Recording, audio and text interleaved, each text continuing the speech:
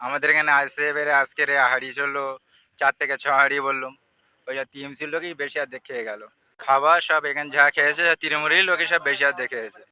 2026 বিধানসভা নির্বাচনের আগে এবার ভাঙড় বিধানসভার মাটিতে যারা আইএসএফ নেতাকর্মীরা রয়েছে তারা এবার বুথে জোর দিচ্ছে, কারণ 2026 বিধানসভা নির্বাচনে অন্য বিধানসভা না জিততে পারলেও ভাঙড় বিধানসভাকে দখল করে রাখবেন আইএসএফ নেতাকর্মীরা।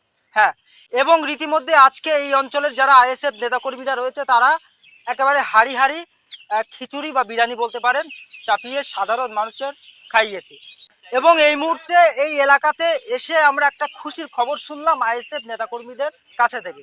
হ্যাঁ, যারা তৃণমূল সমর্থক কর্মীরা রয়েছে তারা এই আইএসএফ এর চটে বসে একসঙ্গে খাওয়া দাওয়া করেছে, এমনটাই বলছেন এই এলাকার আইএসএফ সমর্থক কর্মীরা। কি বলছেন এই এলাকার আইএসএফ কর্মীরা এবং সাধারণ মানুষ, তাদের কি বক্তব্য শোনাবো আপনাদের। দেখো, অ্যাকচুয়ালি আমাদের গ্রামে মাসে একবার করে আমরা আইএসএফ থেকে হাঁড়ি চাপাই। তো এই সূত্রে একটা খেলা নেওয়া হয়েছিল এবং সেই খেলা আইএসএফ ফার্স্ট প্রাইজ নেয়, সেটা একটা খাওয়া পাওনা। আবার আমাদের সব দলের ছেলেরা ব্যানার মেরেছে, সেই হিসেবে ওরা আনন্দ করে চাইছে একটা ফের একটা হাঁড়ি চাপানো। 3-4 হাঁড়ি চাপিয়ে সারা গ্রামবাসী খেলো আইএসএফ থেকে।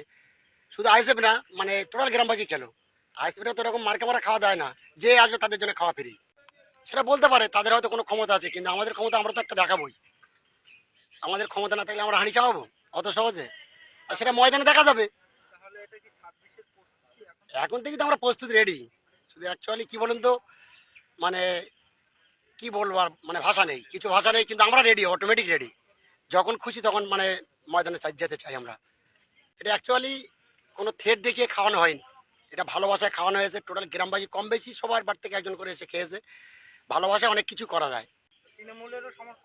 হ্যাঁ, আমাদের তারা তো বন্ধু বান্ধব, আমাদের সাথে তাদের কোনো সম্পর্ক খারাপ নেই, তারা এসে খাবে না? অন্তত বন্ধু তো সব মানে সুলভ সহজে মানে দেখিয়ে খেয়ে গেছে।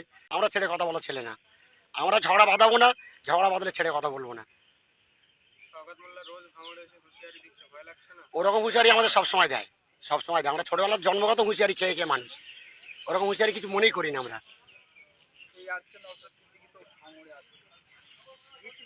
আমার যাওয়াই যেহেতু আমাদের এদিকে অ্যারেঞ্জমেন্টে ছিলাম, আমাদের যে লোকজন গেছিল। আমার নাম বশিরুদ্দিন আহমেদ, 137 নম্বর বুথ, দেহাতি। আমরা নওশাদ ভাইকে ভালোবাসি, ওই উদ্যোগে ব্যানার মারা হয়েছে, ওই জন্য খাওয়া দাওয়ার আমাদের পরিস্থিতি চালিয়েছি জন্য আজকের এই খাওয়া দাওয়া আমাদের ব্যানার মারার জন্য এই খাওয়া দাওয়া।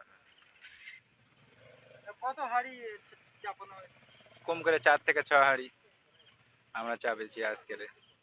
সব নিজের গাড়ি পাওয়া যায়, কারোর ধার করে হলো না যে ওখান দিয়ে টাকা, ওখান দিয়ে ওর মার ওর ধর, এরকম টাকা নেই। ওইসব ফাও টাকায় আমরা ওইসব করি না, আমাদের সব যা হয় সব নিজের গাড়ি পাওয়া যায়, রক্ত ঘামের পয়সা দিয়ে 10 টাকা 20 টাকা এইসব চাঁদা পয়সা দিয়ে। সব ফাও, সব জমির টাকা, এখানকার টাকা ওখানকার টাকা, ওর পাইপ চুরি করা টাকা, এইসব টাকা নেই আমাদের। প্রস্তুতি মানে এখন থেকেই রেডি, যখন খুশি তখনই। শুধু বীর সংগঠনে এখানে কোনো টিএমসির কোনো চ্যাটা নেই, যা হচ্ছে আইএসএফ। আমাদের এখানে আইএসএফ এর আজকের হাঁড়ি চললো 4 থেকে 6 হাঁড়ি বললাম। ওই টিএমসির লোকই বেশি অর্ধেক খেয়ে গেল, তৃণমূলের লোকই খেয়ে গেছে।